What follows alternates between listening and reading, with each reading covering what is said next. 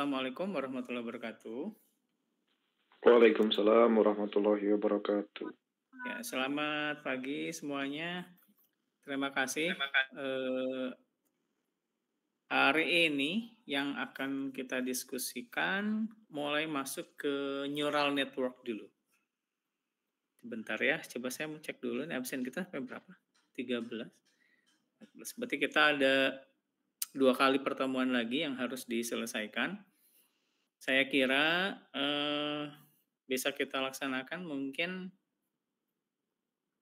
minggu ini atau minggu depan ya. Minggu depan kita masih masuk ya. Minggu depan kalau nggak salah kan minggu tenang nggak sih? Tanggal 24 ya. 24. Kita ujian tuh tanggal berapa? 2 minggu lagi ya. Nah, jadi maksud saya minggu depan kita masih tetap perkuliahan seperti biasa ya. Karena saya harus mengganti 2 pertemuan yang belum diselesaikan. Baik, jadi untuk waktu mudah-mudahan yang minggu depan sih Anda mungkin nggak, mudah-mudahan gitu ya, cuman kelas saya doang gitu. Jadi nanti kita bisa padatkan waktunya supaya nanti materinya bisa tersampaikan semua. Baik, hari ini yang mau kita bahas adalah kaitannya dengan neural network. Nah, oke, neural network.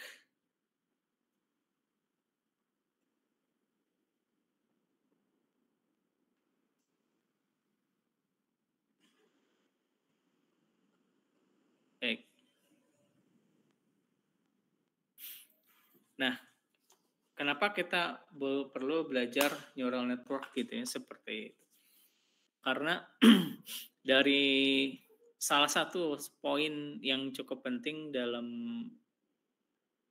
machine learning atau pembelajaran mesin, bagaimana kita melihat si algoritma ini bisa bekerja untuk menghasilkan sebuah keputusan sesuai dengan yang kita harapkan.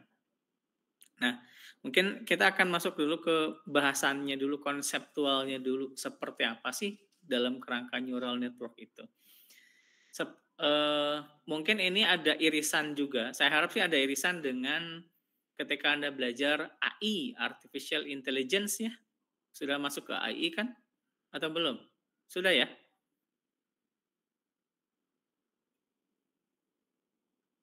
Halo? Sedang belajar AI kan atau sudah atau sedang?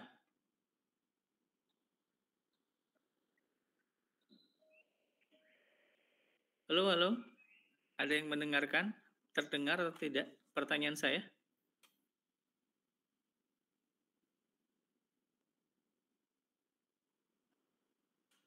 Halo, mohon direspon.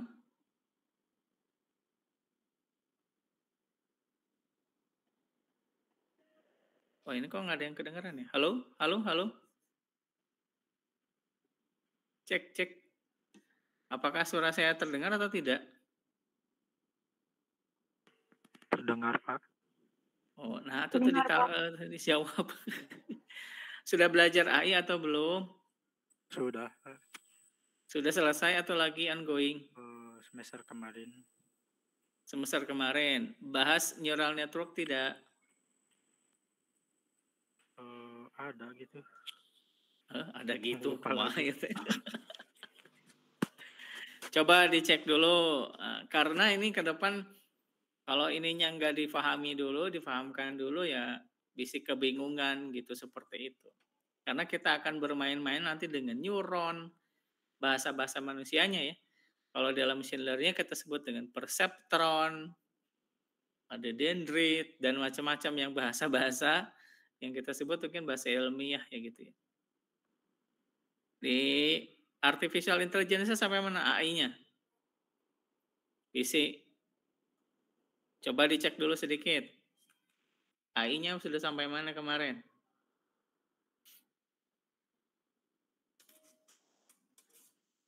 Ada kaitannya nggak dengan neural network?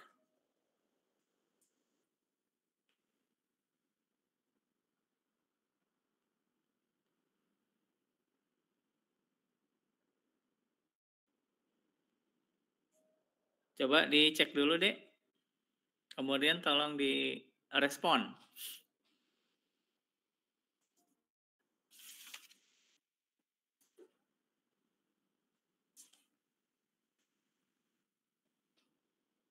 Sudah belum?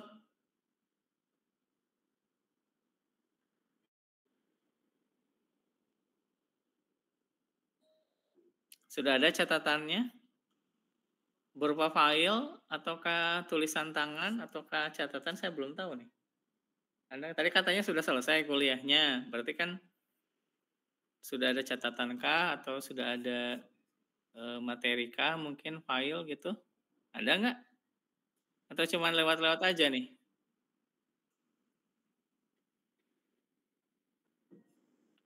Wah, ini karena nggak ada yang jawab, berarti saya yang nanya nih. Coba Acep, mana si Acep?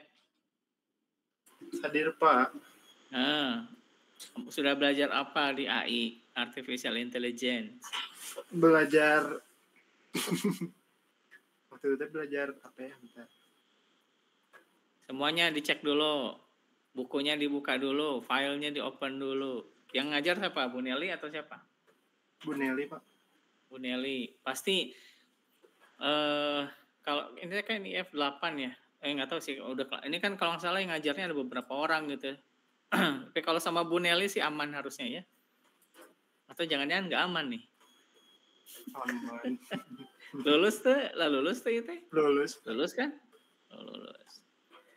Kalau lulus berarti harusnya bisa di ini dong. Kira-kira sudah dapat apa kemarin dengan AI itu? Sampai mana algoritmanya? Kira-kira begitu deh. Supaya nanti kita nggak ini. Algoritma apa saja yang sudah dipelajari dalam AI, Artificial Intelligence? Belum Pak, belum sampai neural network kalau nggak salah. Belum ada? Belum kayaknya. Belum dibaca atau belum? Udah kayaknya saya Bu Nelly nanti loh. Soalnya ini nggak ada, bentar Pak lagi dicek. Oh, lihat. Pertemuannya aja lihat. Oh, 1, 2, 3, 4 gitu. Supaya nanti maksud saya kalau sudah berarti kita nge-refresh. Kalau belum kita bahas gitu loh. Ngerti ya maksud saya ya? Ya. Nge-review kembali, siapa tahu Anda sudah lupa karena nanti apa sih yang harus kita lakukan dengan si neural network itu seperti apa nanti gitu ya.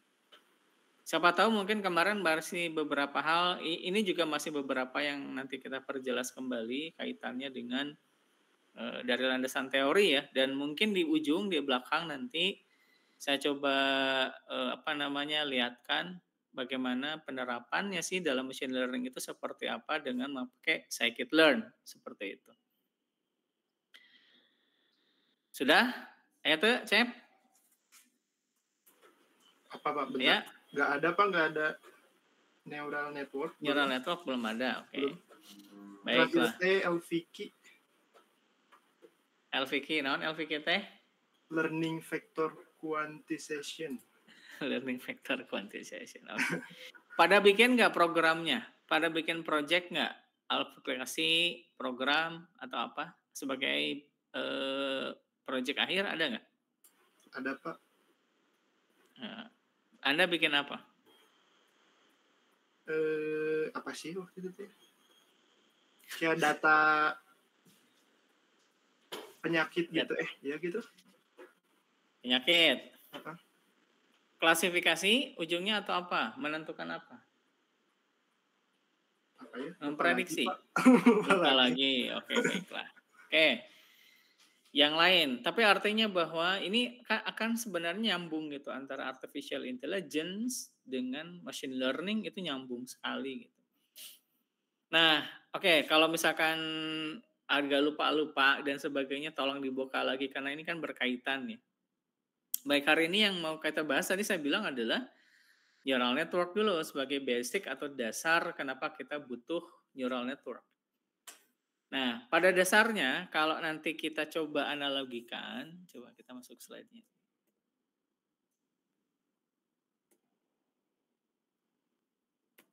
Kalau kita analogikan, jadi kita akan mencoba bahwa pengembangan metode atau algoritma itu ke depan itu mirip atau menyerupai seperti cara berpikir manusia. Kalau kemarin kan kita melihatnya algoritma seperti itu gitu ya. Nah sekarang nih yang lebih kompleks dari itu. Tapi nanti kita basic-basicnya dulu gitu ya, dari bertahap dulu sampai ke yang lebih dalam dan seterusnya. Jadi bagaimana caranya nanti si mesin bisa berpikir, bisa melakukan sesuatu, bisa memberikan atau membuat dukungan keputusan, bisa memberikan sebuah support gitu ya, layaknya seperti manusia berpikir. Nah, kerangka dasarnya itu dulu. Jadi, kenapa kita nanti akan belajar neural network? Karena ini nanti kompleks banget gitu ya. Sesuatu yang tapi kita mulai dari dasar-dasar dulu, baru nanti mungkin yang lebih kompleks gitu. Nah, jadi si sistem ini atau si mesin ini mencoba untuk mempelajari sesuatu itu layaknya seperti manusia dalam berpikir. Ini agak berat nih bahasanya gitu ya nanti. Tapi mudah-mudahan Anda bisa pada paham. Nih, kita akan background-nya dulu. Kenapa mengikuti pola, mengapa si mesin diminta untuk berpikir, atau nanti berpikir itu dalam tanda kutip ya, berarti dieksekusi gitu ya. Kalau secara programming itu nanti dieksekusi. Dia akan melihat pola manusia dalam bekerja. Ya. Bagaimana manusia bergerak, bagaimana manusia mungkin nanti beraktivitas, bagaimana manusia mungkin nanti bisa memutuskan, bagaimana dia bisa berbicara, gerak, dan lain seterusnya, itu ada sesuatu gitu ya. Yang mungkin kenapa kita bisa bergerak, kenapa Anda bisa ngomong, kenapa Anda bisa sesuatu dan sebagainya itu, karena ada pengendali, karena ada hal-hal yang keterkaitan antara satu bagian dengan bagian yang lain. Nah, salah satu fungsi penting yaitu adanya di area kepala kita gitu ya.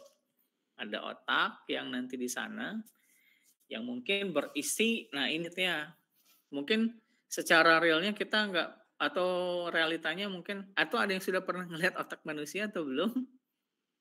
Pernah lihat otak manusia atau belum? Belum, Pak. Mungkin secara gambarnya mungkin pernah Anda dipelajari kali ya, di SMA mungkin, siapa tahu yang belajar biologi gitu ya.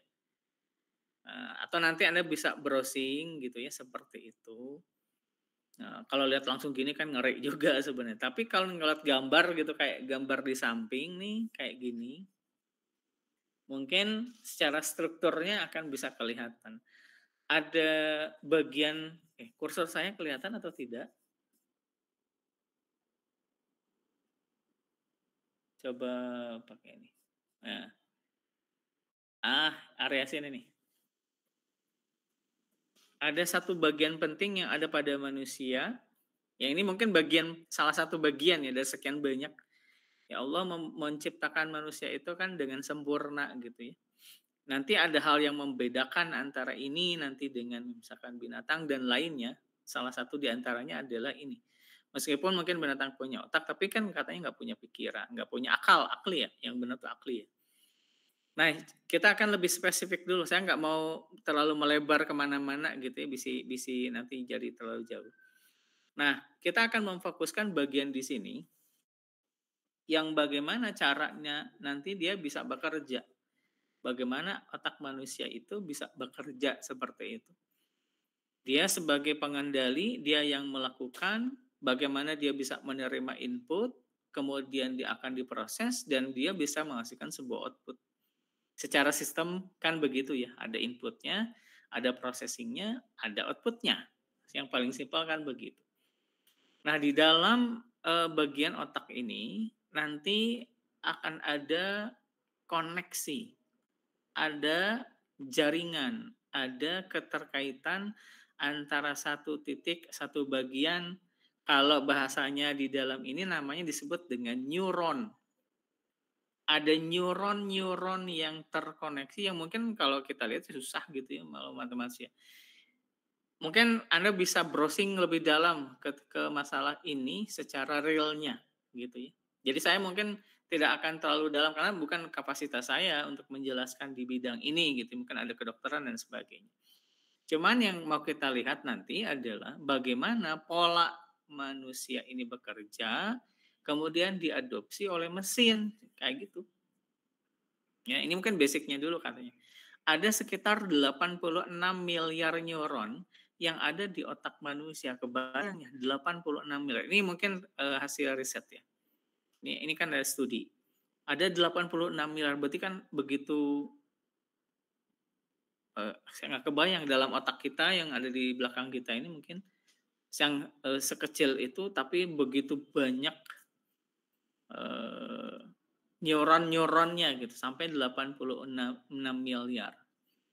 Maka tak heran kalau misalkan kayak kalau saya agak sedikit ini kan dia dianalogikan mungkin seperti dalam CPU gitu ya, Central Processing Unit, yang mungkin sekarang udah levelnya di nano gitu, seperti itu. Yang semakin kecil, makin kecil, makin kecil. Nah, karena ada interkoneksi antara satu neuron dengan neuron lain inilah yang nanti akan mengirimkan informasi, kalau di sini dalam bentuk impuls saraf. Jadi kebayang makanya kalau misalkan ada bermasalah nanti di atas, di otaknya, kemudian dia ingin untuk menggerakkan dan ada terjadi masalah di bawah, di bagian bawah, tangan, kaki, dan sebagainya, itu kan ada jadi sebuah problem. Ya, melalui impuls saraf itu. Jadi kalau misalkan dia ada bermasalah, ya akan terganggu gitu seperti itu. Jadi di mana ketika dia akan mengirimkan tadi misalkan gerakin tangan gitu ya, atau gerakin kaki, itu kan berarti sudah dikendalikan. Ya, ada pengendalinya. Itu hebatnya gitu ya. Yang akan nanti mengorganisasikan, mengkoordinasikan seluruh bagian-bagian yang ada di dalam tubuh kita. Nah, sistem saraf manusia yang bersangkutan dengan menerima informasi, berarti ada input dari luar melalui apa? Pendengaran, gitu ya. Melalui apa? Inputnya kan bisa sentuhan, gitu ya, atau misalkan lewat hidung penciuman, kalau mata untuk penglihatan dan sebagainya. Itu yang nanti akan diterima, direspon oleh otak kita, dan nanti menghasilkan responnya seperti apa. Gitu ya. Kalau misalkan lewat hidung, bau, misalkan seperti itu. Kalau tangan merasakan sentuhan, kasar, halus, lembut, dan seterusnya. Kalau mata lihat, visualisasi, dan seterusnya. Ya. Dan itulah yang nanti akan dijadikan sebagai input-inputannya. Jadi jaringan ini yang nanti akan mengontrol seluruh kegiatan yang ada pada manusia. Nah, ini akan lebih masuk ke sini supaya nanti apa hubungannya gitu ya. Kok ini kita basicnya dulu.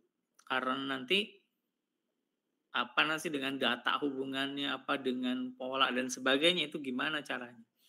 Nah, kita lihat dulu secara struktur selnya dulu.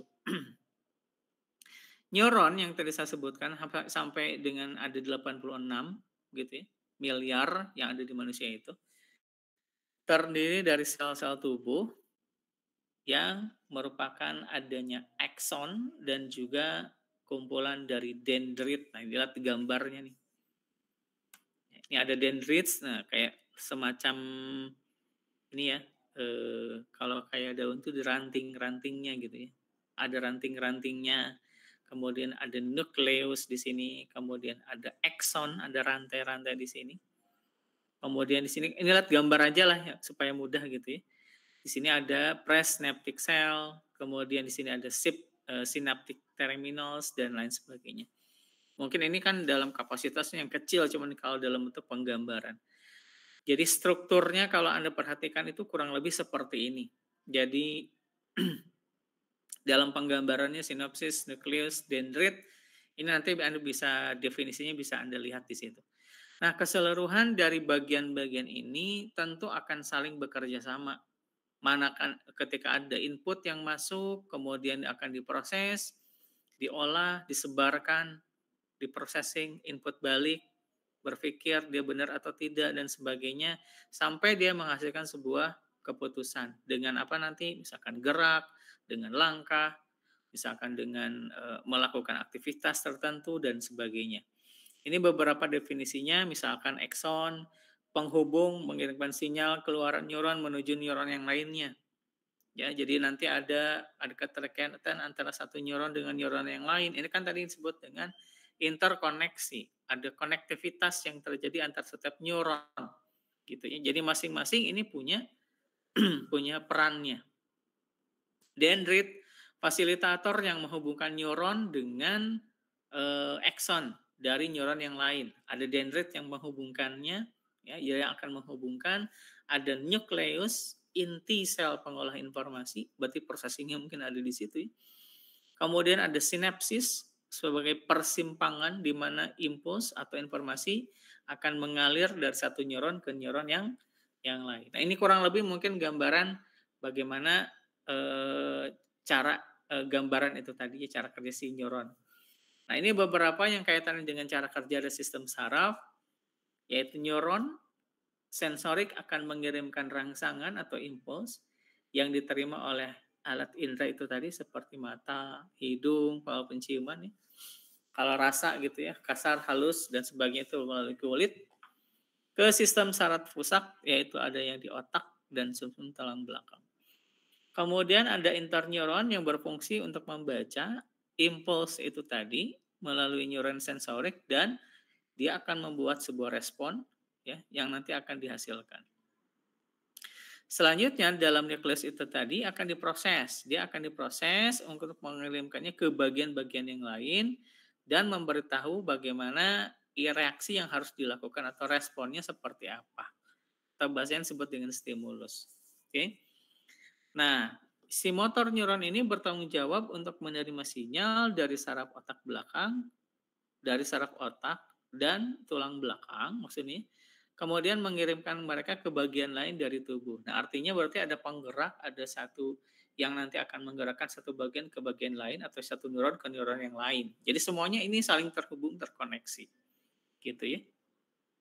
Nah, kemudian cara kerja dari neuron adalah bagaimana menggabungkan pengaruh dari semua masukan, input berarti, serta mempertimbangkan apakah pengaruh dari masukan tadi bisa mencapai threshold, ada ambang batas nih, yang telah ditetapkan atau tidak. Nah, ini analoginya supaya nanti Anda bisa masuk ke dalam processing-nya. Jika nilai threshold-nya tadi tercapai, maka neuron akan memproduksi output atau keluaran yang ditentukan. Ya, kemudian diproses sehingga nanti akan dikeluarkan melalui akson itu tadi. Jadi kuncinya ada input, terus kemudian dicek apakah sesuai dengan yang diharapkan atau tidak, berarti ada ambang batas atau threshold-nya. Kalau sesuai, maka dia akan disebarkan melalui akson tadi. Oke. Nah, terus berulang seperti itu. Jadi kalau dia belum mencapai ambang batas, threshold-nya, ulang lagi, ya, balikin lagi, sampai dia menghasilkan sesuatu yang dicapai.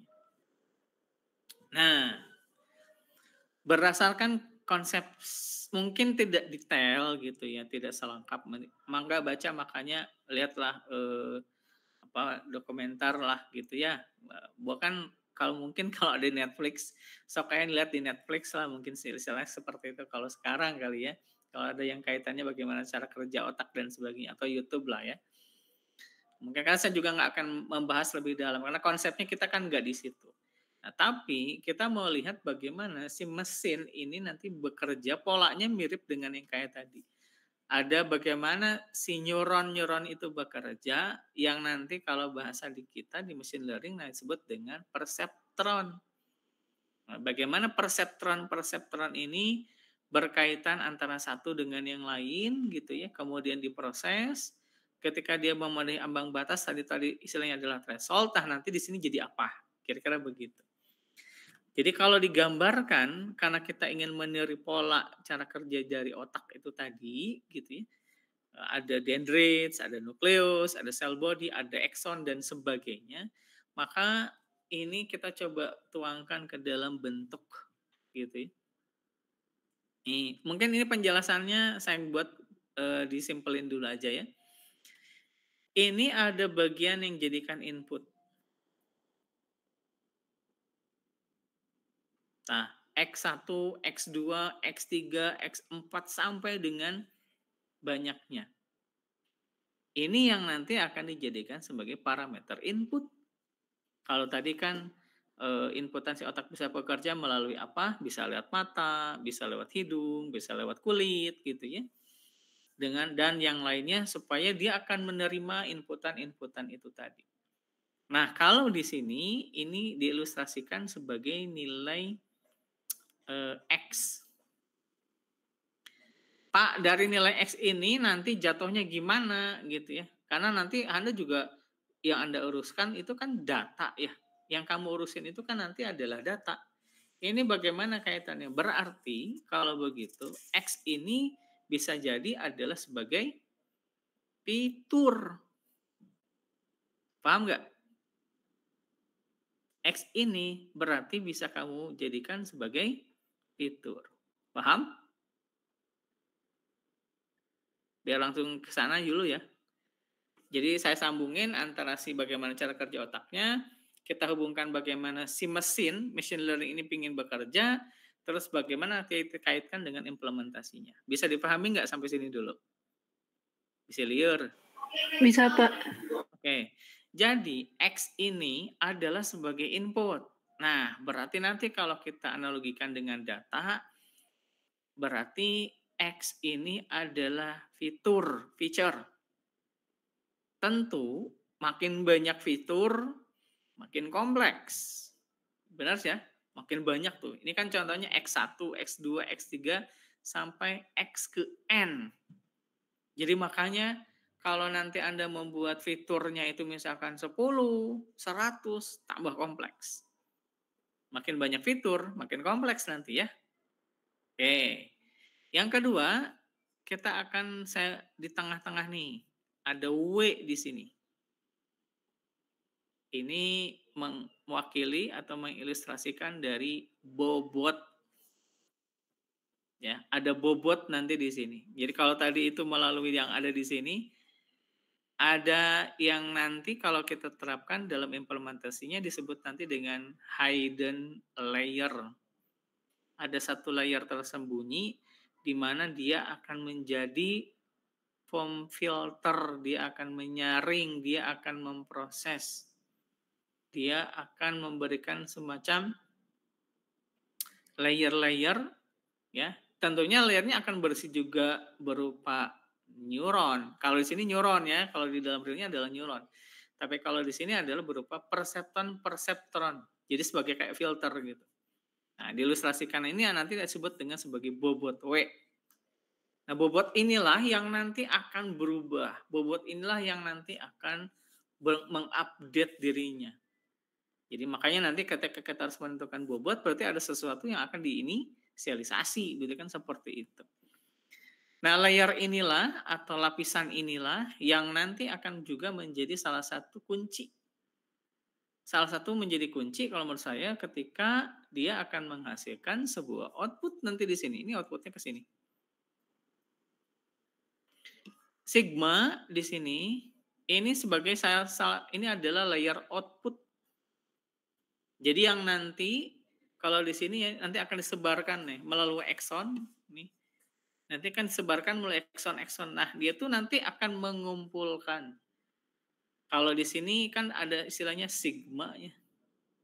Jadi dia itu nanti akan mengumpulkan seluruh dari hasil processing itu tadi yang ada di tengah. Kemudian dia akan kumpulkan jadi satu. Digabungkan jadi satu. Sampai dia akan menghasilkan satu nilai output nanti di sini. Nah, kira-kira begitu. Jadi nanti ada input dari sekian banyak. Kalau di sini adalah variabel X. Kemudian kita akan punya sebuah layer yang kita sebut dengan pembobotan itu. Yang akan memprocessing, ngefilter, menentukan. Menjadi kalau tadi sebut dengan threshold gitu ya. Ada ambang batasnya, terpenuhi atau tidak nih ambang batasnya. Kalau belum, berarti ngulang lagi. Kalau belum, balik lagi. Kalau belum, diprocessing lagi. Terus seperti itu. Sampai nanti dia akan ketemu nanti di sini, di tengah, dikumpulin. Sehingga nanti dia akan menghasilkan satu output. Ya. Kalau dalam realnya, outputnya nanti bisa jadi gerak. Outputnya nanti bisa melakukan sesuatu, ada melakukan aktivitas, kamu ngomong, kamu berjalan, dan seterusnya. Kalau di sini berarti ketika dia sudah dikumpulin, berarti dia nanti akan menghasilkan satu keputusan, satu nilai, satu value sesuai dengan yang kita harapkan. Nih, kalau nanti tujuannya, kalau saya hubungkan langsung ya, kalau nanti dalam implementasinya kamu ingin mengklasifikasi, lah sederhananya kayak gitu ya, berarti ini akan muncul satu nilai klasifikasinya. Kalau dia binary class, berarti cuma ada 2 kelas, iya atau tidak. Kelas A, kelas B, positif atau negatif, dan macam-macam. Bisa dipahami nggak sampai sini?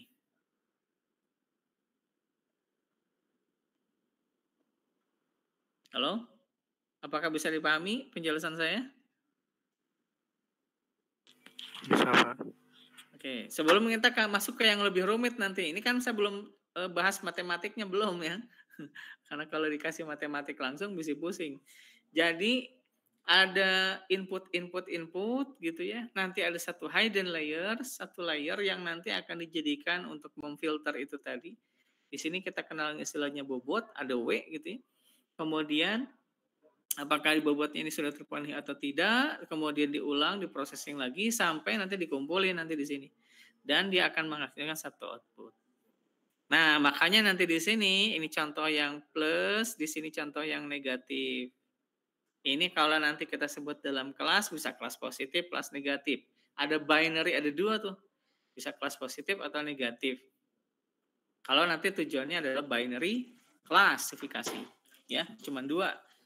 Gitu.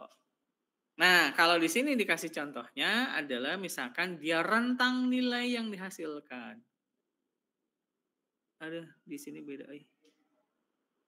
Eraser. Nah, kalau di sini ada satu yang kita sebut sebagai fungsi aktivasi namanya. Activation function yang nanti akan digunakan untuk menentukan apakah nanti dia itu akan masuk ke dalam misalkan +1 atau yang nanti akan masuk ke -1. Jadi rentang itu yang nanti akan digunakan. Apakah nanti kalau adalah hasil klasifikasinya apakah dia itu adalah positif atau dia negatif gitu. Nah, untuk menentukan hal itu dilihat berdasarkan, nah ini parameternya. Jika hasil dari W kalikan dengan X itu lebih besar dibandingkan dengan W ke N ditambahin 1. Artinya dia bobotnya itu tadi. Ya, kalau dikurangi itu apakah dia lebih besar atau lebih kecil. Nah, inilah sebagai yang nanti akan kita sebut tadi adalah thresholding-nya itu. Mencapai nggak ambang batasnya. Kalau tercapai, bagian mana yang dia capai? Kalau iya, berarti nanti dia masuk ke dalam bagian itu. Ya. Misalkan dia bisa jadi +1 atau jadi -1. Jadi dia akan masuk ke yang sana. Gitu. Nah, fungsi aktivasinya nanti ada di sini. Nah, fungsi aktivasi kemarin yang sudah kita kenalin misalkan ada sigmoid gitu ya. Ya, kemudian mungkin ada beberapa bentuk fungsi aktivasi yang lainnya. Lihat gambarannya tuh, X dikalikan dengan W. Ya, W dikalikan dengan X. Ini dari sini sudah akumulasi nih. Karena di sini ada sigma, diakumulasikan, W dikalikan dengan X, baru nanti dia masuk di sini dicek bisa, udah masuk ke threshold atau belum. Ya, negatif W, N plus 1. Nah, nanti di sini lebih besar atau lebih kecil dari hasil ini. Kalau lebih besar, dia masuknya ke +1. Kalau lebih kecil, berarti masuk ke -1. Jadi, dalam implementasinya, nanti kelasnya, kamu mau bikin apa kelasnya? Mana yang masuk ke dalam kelas positif, mana yang kelas negatif itu nanti direpresentasikan jadi apa. Kalau misalkan dalam tujuannya mendeteksi, kedeteksi atau tidak terdeteksi, misalkan kayak gitu. Berarti ada batasan nilai yang nanti harus dicapai oleh proses itu tadi. Oke, sampai sini gambarannya bisa dipahami nggak?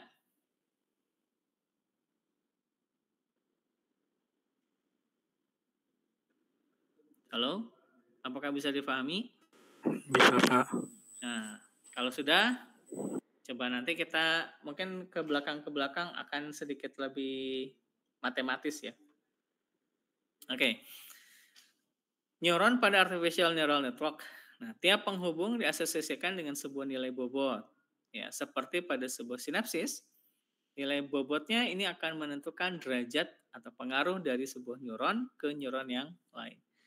Nah, pengaruh dari neuron ke neuron yang lain ini adalah hasil kali antara nilai keluaran dari neuron yang masuk ke neuron dengan nilai bobot yang tadi menghubungkan ke neuron-neuron itu tadi. Gitu ya, tadi sudah gambarnya sudah saya kasih. Nah, tiap neuron ini akan dikombinasikan dengan sebuah fungsi aktivasi. Ya, dari setiap neuron ini akan dikombinasikan dengan sebuah fungsi aktivasi yang berfungsi sebagai penghubung dari penjumlahan semua nilai masukan dengan nilai keluarannya.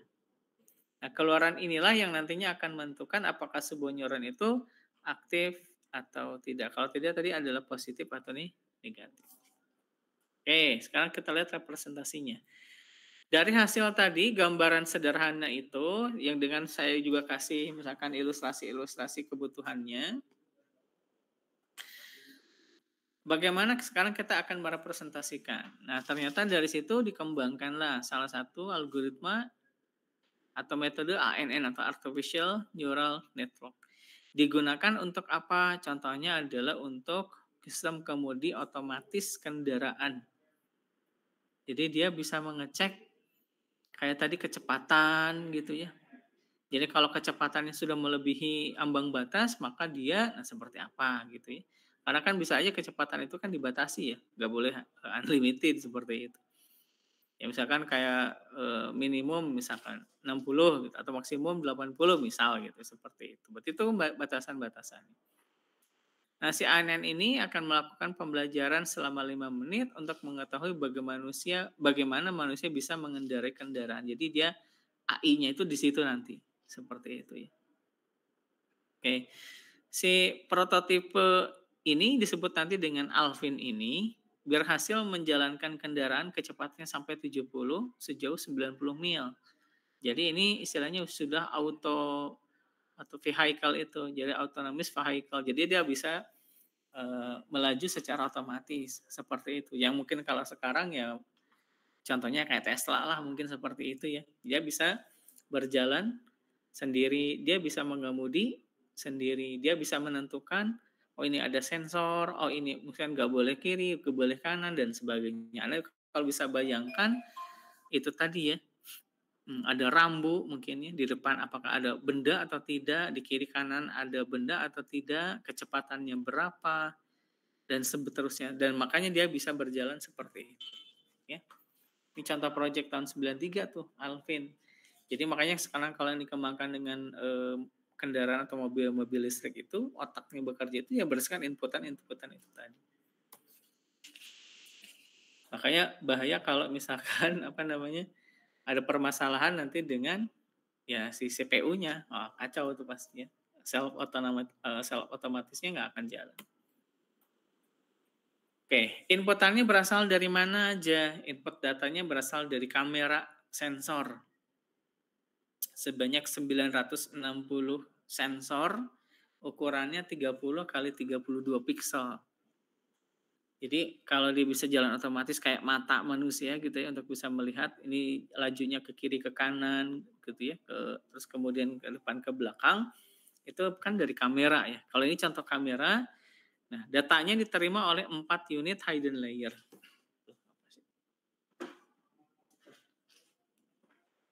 Bentar.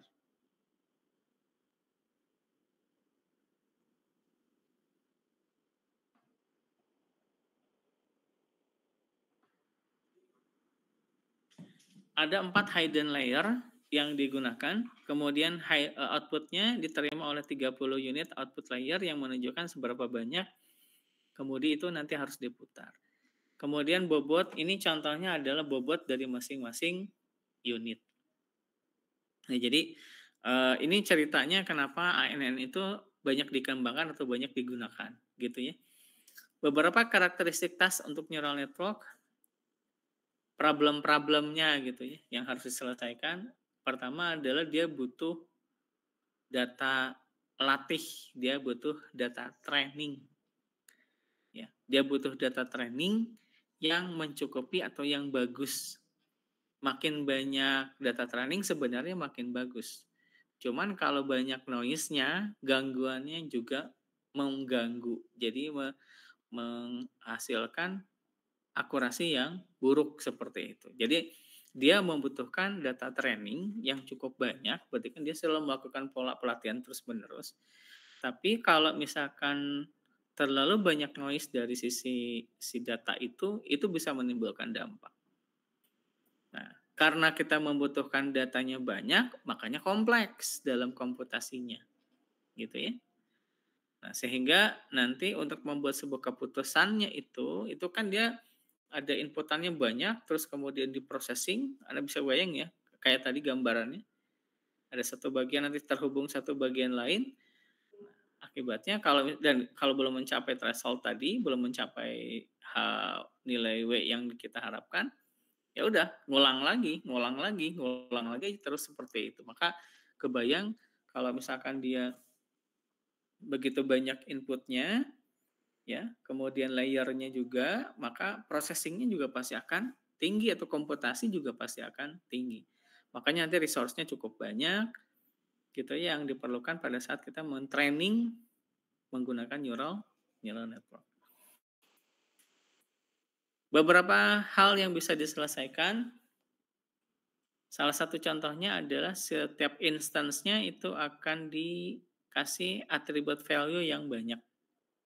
Jadi supaya mempermudah gitu ya, tidak dibiarkan, kita kasih adanya pairing, ada pasangan atribut dengan value supaya mempermudah. Nah, untuk target output-nya ini nanti bisa bernilai discrete, real, ataupun vektor. Ini lebih berkembang ya, tidak seperti kemarin targetnya gitu ya. Kemudian pengguna representasi simbolik misalnya pakai decision tree. Nah, data training ini bisa mengandung error. Oleh sebab itu, ketika data trainingnya banyak ininya ya, banyak kurangnya, noise-nya dan sebagainya, ini betul-betul akan berpengaruh. Dibutuhkan evaluasi yang cepat terhadap proses pembelajaran. Ya, tidak artinya bahwa nanti sebenarnya kita kan tadi dengan begitu kompleksitas, ya, inputannya banyak, processing-nya juga cukup tinggi. Nah, itu kan harus dievaluasi. Ini benar nggak, akurat atau tidak dan sebagainya. Nah, itu kan harus diharapkan evaluasinya dengan lebih cepat. Nah, bisa lebih cepat gimana? Ya berarti kan harus dicek dulu nih sumbernya, harus dilihat dulu bagaimana proses dan seterusnya.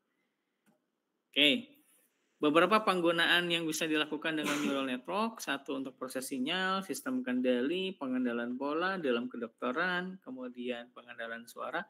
Kalau nanti kita coba misalkan nanti dalam ini ya, mengenali huruf gitu ya. Dia jadi si mesinnya bisa membaca karakter gitu ya. Kayak misalkan OCR, optical character recognition, itu nanti bisa pakai neural network gitu ya, mengenali karakter atau mengenali suara ya. Misalkan dia ingin tahu ini suara apa, jenis musik apa, atau suaranya dihasilkan dari alat musik apa. Itu seperti itu ya. Jadi karena dia menganggap bahwa pola-pola itu yang nanti akan kita gunakan. Itu salah satu mungkin kelebihan nanti ditawarkan oleh neural network. Nih contohnya, dia bisa nggak kalau nanti digunakan untuk mengurangi noise? Bisa ternyata. Jadi kayak Anda pingin supaya si noise dari luarnya dikurangin gitu ya. Nah itu nanti bisa dimainkan supaya yang disebut nanti dengan istilahnya noise itu dalam tanda kutip kalau suara mungkin bunyi berisik gitu ya. Kalau Anda misalkan lagi bikin rekaman di luar gitu ya, itu kan ada suara-suara tuh mungkin yang masuk. Nah, nanti bisa dikurangi supaya mungkin suara kamu itu lebih clear, lebih jernih. Nah, AI bisa membantu di sana. Jadi kita kurangi noise-nya supaya yang akan difokuskan adalah misalkan suara Anda aja kayak gitu. Jadi itu bisa dilakukan. Menghapus gema suara. Nah, jadi ini juga tadi kalau misalkan digunakan dalam sinyal processing gitu ya, mengurangi adanya noise atau gangguan-gangguan dari contohnya adalah suara. Kalau ini contoh sistem kendali adalah kendali robot tuh. Maka kalau Anda anak robot kan mungkin ada gerakin kiri, kanan, tangan, atas, bawah, dan seterusnya. Dia gerak maju, mundur, belok, dan seterusnya. Nah, itu diambil dari hal-hal seperti ini. Ini contoh untuk pengenalan pola huruf. Tadi saya bilang adalah untuk OCR, ya, Optical Character Recognition. Ya, jadi dia bisa mengenali ini huruf A, B, C, D. Nanti bisa juga lebih jauhnya adalah mengenali kalimat, kata, dari kata baru mungkin nanti mengenali kalimat gitu ya. Dan ini bisa berdasarkan gambar. Nah, ini bisa diterapkan nanti misalkan dalam tanda tangan, tulisan tangan, kayak kemarin ya, tulisan tangan, bisa mengenali mungkin huruf dari satu bahasa tertentu dan seterusnya. Oke. Kemudian kalau dalam kedokteran mungkin untuk diagnosa penyakit. Nah, kayak tadi. Ya. Dia dengan berbagai macam input untuk menghasilkan satu rekomendasi, misalkan penyakit apa atau mendeteksi dia kena apa dan seterusnya. Jadi banyak yang bisa dilakukan. Ini contoh untuk pengenalan suara. Jadi nanti bisa menganalisa misalkan ini suara saya atau bukan, ini suara public figure atau bukan, ini suaranya asli atau tidak. Nah, itu dia bisa melakukan hal itu. Kalau di bisnis, contohnya adalah misalkan menentukan harga saham. Bitcoin kalau sekarang. Apa namanya? Dan Bitcoin apa namanya? Kripto. Nah, kalau Anda yang suka main kripto, ini bisa dijadikan untuk analisa dasar. Lihat dari mana polanya, naik turunnya itu nanti dianalisa sampai dia bisa makan sebuah forecast atau prediksi. Oh, ini bakal naik nih harganya, ini bakal turun nih harganya. Nah, yang dilihat adalah pola-pola data ini, gitu. Nanti mungkin kalau Anda sudah sampai mahir banget, ya bisa digunakan untuk memberikan ini ya, keuntungannya harus gimana gitu ya, ke profitnya. Jadi kalau kemarin mungkin Anda analisanya hanya dari gitu, kalau nanti pakai AI itu kan otomatis ya kalau dia ya. Dia kasih rekomendasi seperti itu. Ya. Oke, sampai sini ada yang mau tanyakan dulu?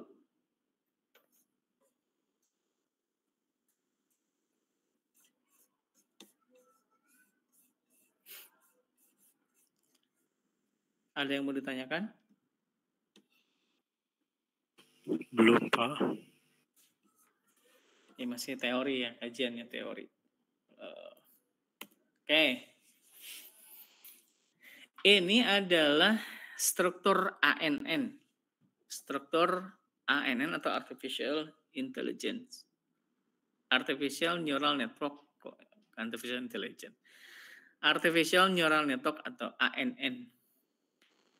Pada saat penentuannya, ini strukturnya nih yang harus dipahami sekarang. Yang paling mudah adalah kita menggunakan feed forward. Maju berarti ya. Tapi nanti ada back propagation sebagai bentuk feedback gitu ya, seperti itu. Jadi sini ada feed forward, kalau Anda lihat gambarannya ada multi layer feed forward. Jadi kalau Anda perhatikan di sini ada bentuk input. Ini inputannya ada 3 contohnya, hidden layernya ada 2 misalkan, dan ada 1 output gitu ya. Nah, jadi inilah perseptron yang dimana dia saling berkomunikasi. Kalau di sini terjadi interaksi, terkoneksi antara satu neuron dengan neuron yang lain, atau antara satu perseptron dengan perseptron yang lainnya. Nah, ini contoh adalah 2 layer feed forward. Jadi ada semacam feedback.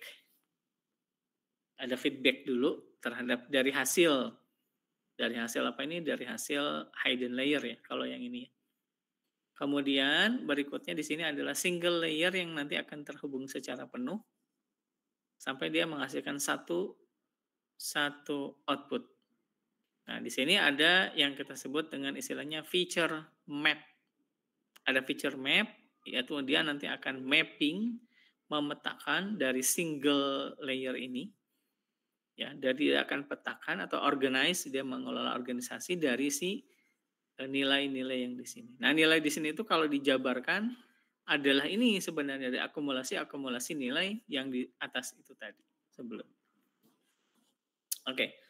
Sekarang kita lihat dulu perseptron. Apa itu perseptron? Jadi dalam jaringan saraf neuron atau JST ini terdiri sejumlah 1 layer input unit yang jumlah neuronnya sesuai dengan banyaknya jumlah komponen dari data yang ingin dikenali. dan 1 output unit. Jadi ini ada input, kemudian nanti di sini ada output. Ini outputnya. Ini adalah bobotnya. W1, W2, W3, W ke I gitu ya. Dan ada bias, ada bias. Ini pasti ada biasanya satu bias. Nah, itu kan antara bobot nanti dengan bias itu yang nanti akan kita cari. Oke, next berikutnya dari sini Anda bisa lihat gambarannya, model perseptronnya. Jadi ketika kita ada inputan X1, X2 sampai X ke N, kemudian di sini ada bobot, ada W1, W2 sampai W ke N, dan bagaimana nanti dia akan digabungkan, akumulasi dengan menggunakan sebuah fungsi aktivasi. Kemudian di sini ada bias atau biasnya di dalam hasil pengumpulan itu. Ya. Kemudian kita akan mengaktifkan fungsinya atau aktivasi fungsi dengan dimana F itu tadi bisa positif atau negatif sampai dia menghasilkan satu output. Ya, dimana inputnya di sini contohnya adalah harus sama dengan 0 gitu. Oke, dari sini bagaimana proses pembelajarannya? Dalam pembelajaran perseptron, dia punya asumsi setiap prosedur pembelajarannya terbukti untuk mengarahkan bobot menjadi konvergen. Nah, ini contohnya adalah konvergen. Jadi dia akan ngerucut ke satu kesimpulan, ke satu data, ke satu output, bukan data ya, ke satu output. Disebut dengan konvergen. Jadi mau tidak mau dari setiap bobot itu nanti ketika diulang harusnya bobotnya tambah mendekati dari yang diharapkan. Oke. Jadi konvergen seperti itu. Nah, perbedaan mendasar dengan HabNet adalah pada perseptron terdapat error pada input pattern yang dilatihkan, maka bobot tadi akan berubah sesuai dengan formulasi. Artinya ketika si bobot ini ternyata tidak sesuai dengan yang kita harapkan, nah maka nanti dia akan mengulang kembali processing lagi sendiri sampai dia mencari atau mendapatkan bobot yang sesuai. Makanya kenapa nanti ada bentuk kalau di sini iterasi kalau disebutnya. Diulang lagi, di looping lagi, di loop lagi sampai dia mengkerucut menghasilkan satu kesimpulan nilai. Ini kalau misalkan dilatih. Jika tidak, ya, jika terdapat error, maka nilai bobotnya tidak akan mengalami perubahan. Ya, atau dengan kata lain bahwa bobot hanya berubah mengikuti kondisi tertentu seperti itu. Nah, ini rumus dasar bagaimana kita mencari nilai bobot yang baru. Rumus bobot baru adalah bobot yang lama ditambahkan dengan alfa dikalikan dengan Tx ke I. Jadi disinilah pengubahnya nih, ada nilai pengubah antara yang nilai bobot sebelumnya menjadi nilai bobot yang baru. Nah, dari sini kira-kira beberapa langkah-langkahnya.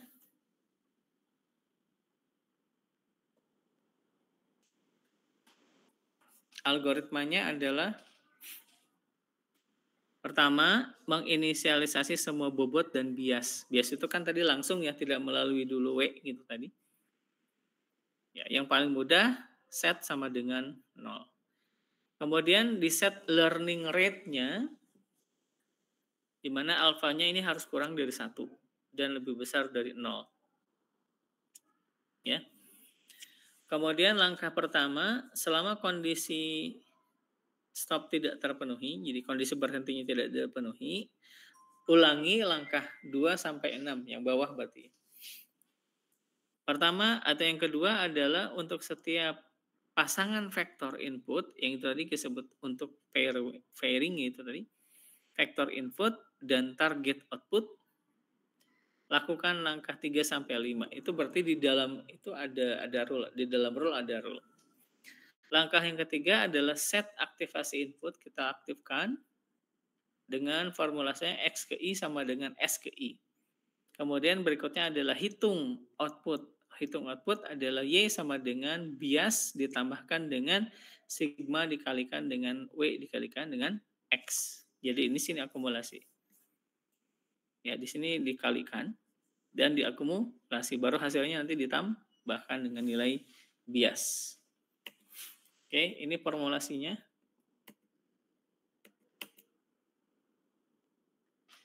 langkah berikutnya jika Y sama dengan 1. Jadi ingat nih. Ya, jika Y-nya sama dengan 1, artinya bahwa Y itu lebih besar dari sudut. Ya, dia akan lebih besar dari sudut. Makanya di sini nanti ada sudut yang akan dijadikan sebagai ketentuan.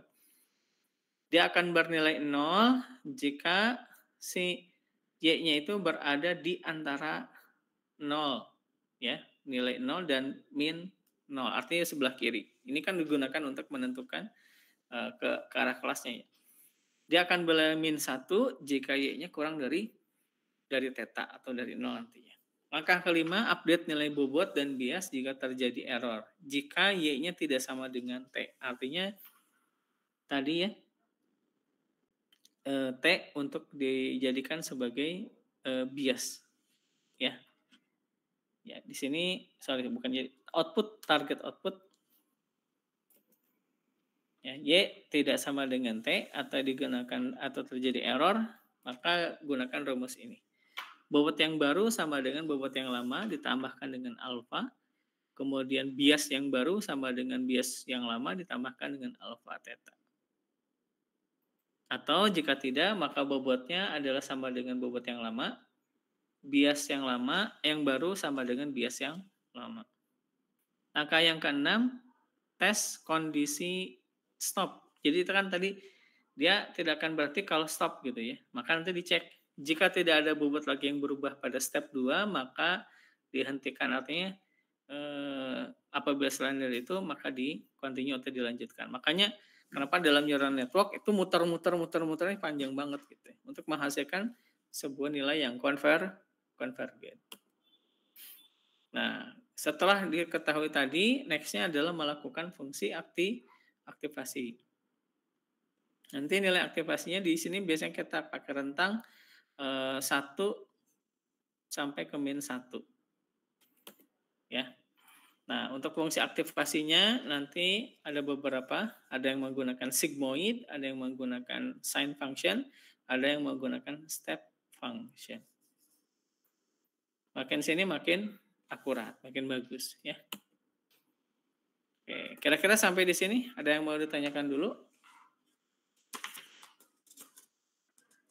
Sebelum nanti kita contoh salah satu metode yang kita gunakan nanti dalam ANN, saya akan bahas dulu yang namanya MLP, multi layer perceptron.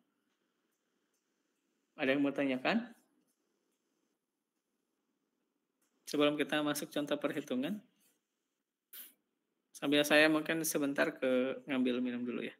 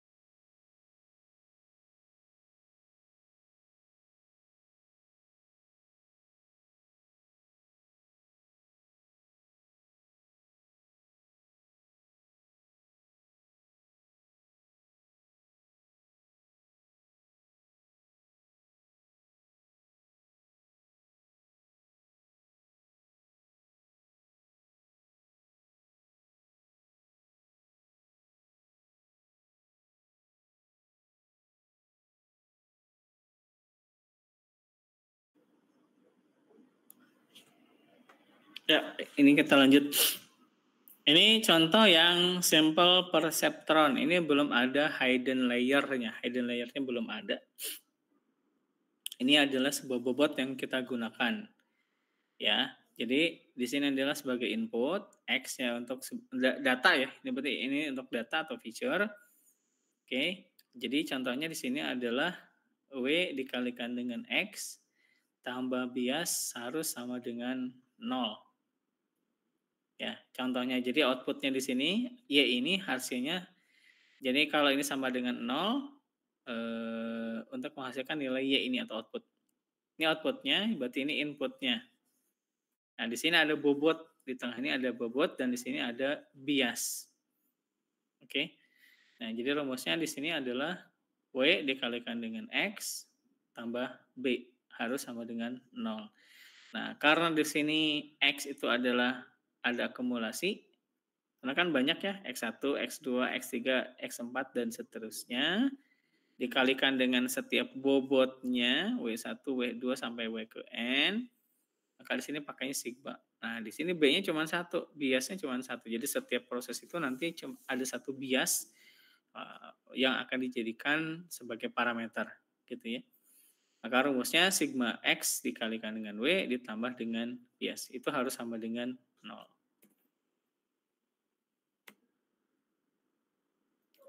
Sebab ini arsitekturnya seperti ini. Nah, contoh bagaimana kita bisa memisahkan dari dua kelompok data. Ini contoh, X1 nilainya 1, X2 nilainya 1. Ini biasnya ya. Targetnya adalah 1. Untuk yang di sini X-nya 1, X2-nya 0. Biasnya 1, terus kemudian di sini min 1. Di sini adalah untuk nilai X1-nya adalah 0, di sini adalah 1, kemudian biasnya 1, targetnya adalah min 1. Jadi harus ada target ya kayak kemarin. Ini kan misalkan binary. Nah, nanti dia harus tahu tuh targetnya. Ya, positif atau negatif. Ini contohnya adalah dari min 1 sampai 1. Jadi tidak ada untuk nilai fungsi aktivasinya, tadi kan tidak ada nilainya yang sampai 0, tapi adalah min 1 sampai 1. Nih fungsi aktivasinya. Ya, jadi fungsi aktivasinya adalah mulai dari rentang min 1 sampai 1. Tidak ada yang 0 di sini, nggak ada. Jadi dia harus clear memutuskan, membedakan apakah dia positif atau dia negatif. Tidak ada yang abu-abu gitu. 0 itu sama dengan di tengah-tengah gitu. Nggak ada. Dia harus bisa dengan clear memutuskan apakah dia itu positif atau negatif. Kalau dalam implementasinya, dia harus masuk ke dalam kelas A atau kelas B gitu. Nggak ada kelas AB, nggak ada gitu. Nggak ada di tengah-tengahnya. Gitu ya. Di antara di situ nggak ada. Karena nanti makanya clear tuh. 1 atau min 1 supaya jelas mana yang masuk ke dalam min 1 atau negatif, mana yang masuk ke dalam plus 1 atau positif gitu ya. Bahasanya gitu bacanya ya. Karena kita bicaranya kan kalau nanti dalam real implementasi berarti itu kelasnya ya. Apakah itu kelas A atau kelas B, kelas positif atau negatif? Ya atau tidak? Rekomendasi, tidak direkomendasi gitu. Tidak ada yang abu-abu gitu di tengah-tengah, nggak ada. Gitu. Itu contohnya. Oke, contoh makanya ditulis di sini. Nanti ketika kita buat nih, kalau kita upload ya, tadi kan X1-nya 1, jadi sini ada dua fitur nih, fitur X1 dan X2. Oke, fitur satunya adalah 1,1, terus kemudian 1,0, ya. Terus kemudian 0,1 dan 0,0 di sini. Nah, nanti untuk pemisah garis ini yang akan dijadikan sebagai decision boundary, batasnya untuk mengklasifikasi itu. Jadi untuk mengklasifikasikan itu memisahkan dengan target-target nilai yang telah ditentukan. Nah, ini masih tetap ya. Jadi nanti W kalikan dengan X tambah W2 kali X2 tambah Y3. Nah, kalau dalam rumusnya berarti kan ini hanya ada dua ya, dua fitur. Ya, ini nilainya tuh. W1 kalikan dengan X1 ya. W2 dikalikan dengan X2 ditambah B harus sama dengan 0. Gitu. Maka untuk memisahkan itu tadi,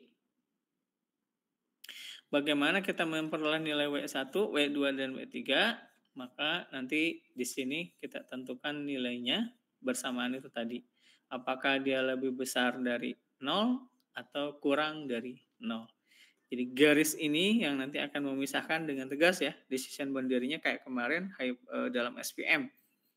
Satu garis pembatas yang menunjukkan bahwa dia itu masuk ke dalam kelas positif atau kelas negatif gitu ya.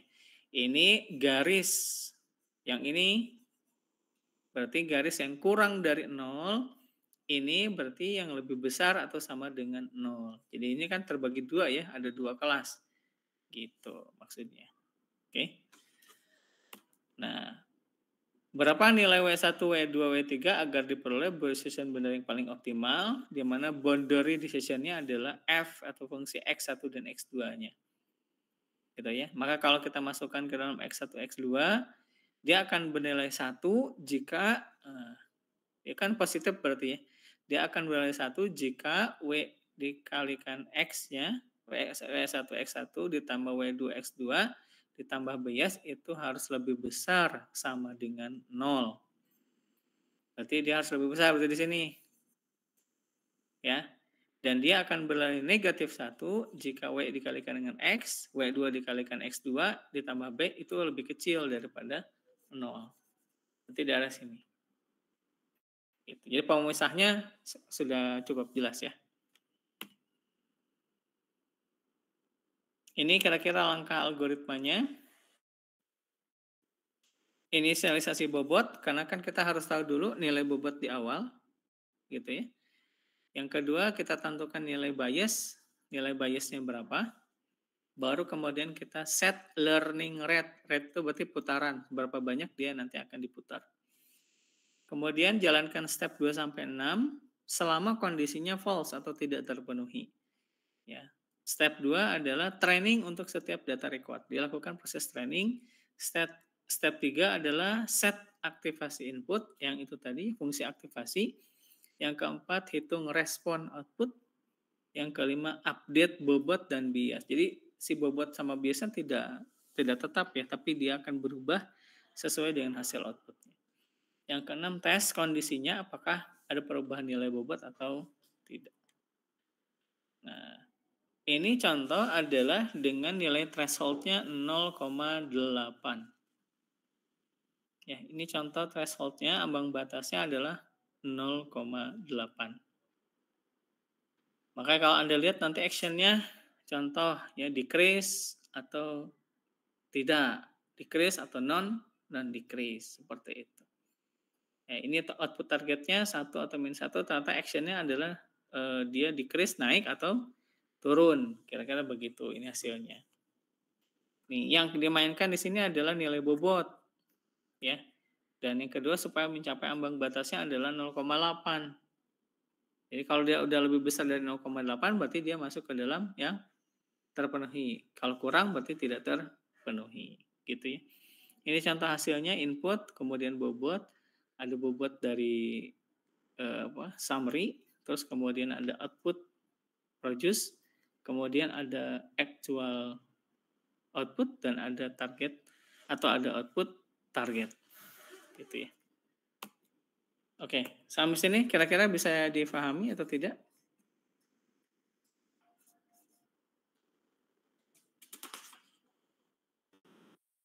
Nah, untuk fungsi yang lain nanti fungsi aktivasinya sebagai contoh di sini ada 3, yaitu ada yang disebut dengan logistic sigmoid, yang kedua adalah tangen hyperbolik, dan yang ketiga adalah ReLU atau rectified linear unit. Nah, ReLU ini salah satu yang juga banyak digunakan untuk fungsi aktivasi. Apa itu ReLU? ReLU ini adalah sebuah masukan atau input yang sembarang angka dan keluarnya adalah berupa angka dari input kecuali angka negatif diganti jadi angka 0. Persamaannya adalah maksimum dalam kurung 0,x. Nah, jadi itu nanti yang akan digunakan oleh Anda sekalian untuk dijadikan sebagai fungsi aktivasi. gitu ya.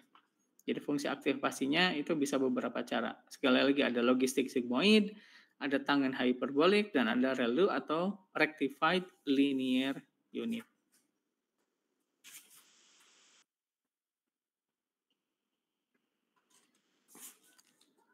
Baik. Untuk contoh, mungkin supaya Anda punya gambaran yang lebih cukup, ini nanti silakan dibaca dulu aja. Untuk contoh yang lain ya.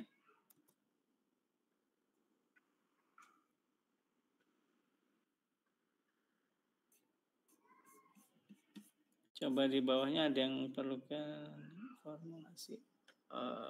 Oh ini algoritmanya ya. Oke. Ini algoritma yang tadi. Oke, iterasi itu nanti banyaknya juga dibatasi ya. Oke, iterasi sudah. Ini untuk iterasi. Ini contoh. Jadi di bawah nanti Anda bisa lihat nanti contoh bagaimana proses menghasilkan apakah dia nanti masuk ke dalam positif atau dia masuk ke dalam negatif. Nah, mungkin saya akan langsung masuk ke ini dulu aja. Contoh dalam penggunaannya. Tapi di dalam contoh ANN-nya nanti kita akan menggunakan namanya multi-layer perceptron. Ya. Salah satu, jadi ANN itu banyak deh algoritmanya atau metodenya. Nah, salah satu yang nanti akan kita gunakan adalah untuk hari ini adalah MLP, yaitu multi-layer perceptron.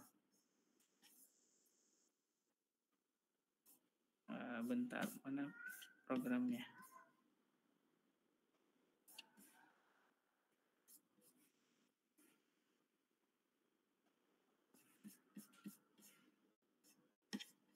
Nah, ini juga bisa. Ada beberapa contoh yang nanti ingin saya lihatin ke adik sekalian. Ini contoh ke langsung praktisnya ya.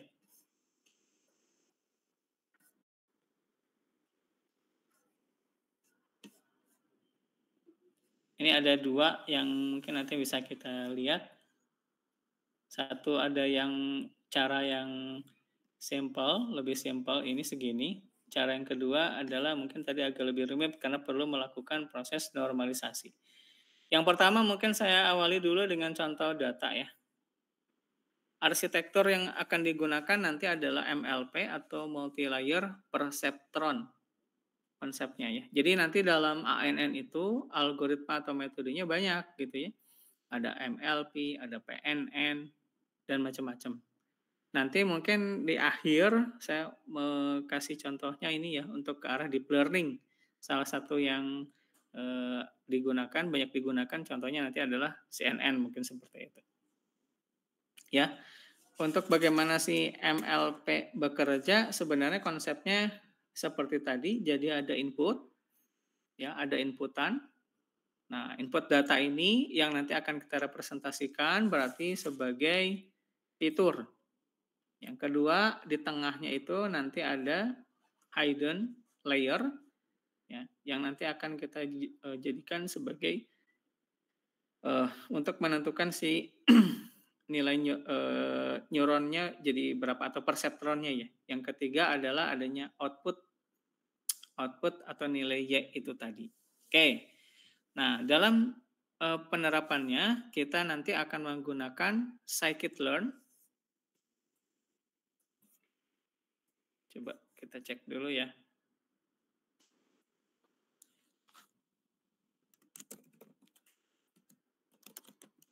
Scikit-learn.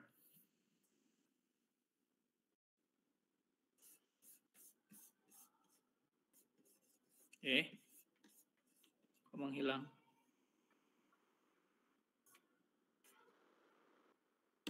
Ketutup ya. Sebentar, ketutup nih. Di sini. Anda sekalian bisa cari neural network. Tuh. Jadi nanti di sini dalam scikit-learn Neural network-nya bisa Anda gunakan untuk banyak bagian ya. Anda bisa menggunakan ini nanti untuk klasifikasi, atau nanti kita juga bisa gunakan ini untuk yang clustering. Nah, di dalam neural network yang ada di scikit-learn, ada beberapa jenis-jenis metode yang digunakan. Contohnya di sini ada Bernoulli Restrict Boltzmann Machine atau RBM. Ada juga contohnya untuk multi-layer perceptron, dan ada juga multi-layer perceptronnya untuk regresi. Jadi ada yang untuk klasifikasi dan ada juga yang untuk regresi. Seperti itu, ya.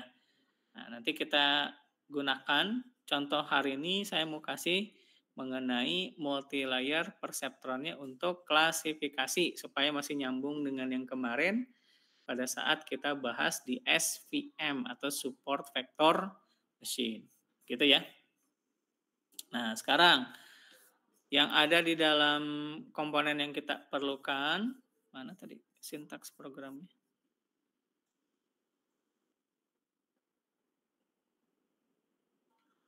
Ini kita cari contoh atau kasus yang ini dulu ya, yang sederhana dulu aja. Jadi ini adalah beberapa fungsi library yang nanti akan diperlukan. Pertama adalah kita perlu NumPy. Ya, saya kira kan Anda sudah belajar di Python sebagian ya. Sudah belajar kan di Python ya. Beberapa fungsi-fungsi ini kan sudah ada nih. Yang belum mungkin nanti di scikit-learn-nya yang nanti akan saya bahas. NumPy, Pandas, Matplot gitu. Sudah pada belajar belum? Sudah pernah. Sudah kan? Nah, jadi nanti kita tinggal pakai saja. Nih, sebagai contoh yang pertama adalah kita akan gunakan dulu dataset yang sudah tersedia di scikit-learn. Jadi scikit-learn itu punya dataset yang bisa Anda gunakan. Contohnya yang kita gunakan hari ini adalah cancer, ya, breast cancer atau kanker payudara. Jadi dalam datanya nanti Anda bisa cek. Nih kita coba boleh cek dulu ya. Tampilin dulu boleh. Cancer.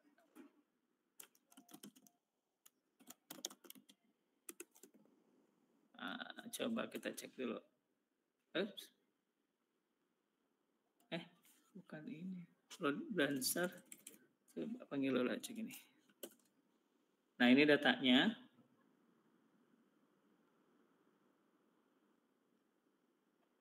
Mungkin nanti Anda bisa cek di Kaggle juga ada ya. Kalau beberapa data ini sudah disediakan sih. Kanker payudara atau iris atau misalkan Titanic, nanti Anda bisa cek di Kaggle, UCI itu contoh dataset yang sudah common ya, yang sudah umum banyak digunakan dalam training machine learning.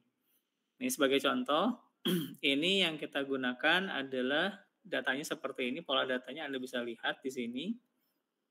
Targetnya sudah kelihatan, ini bentuk targetnya. Oke.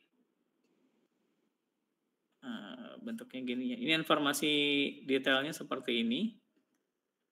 Oke. Ini coba bisa di-describe atau enggak ya? Coba nanti kita describe. Coba bisa enggak?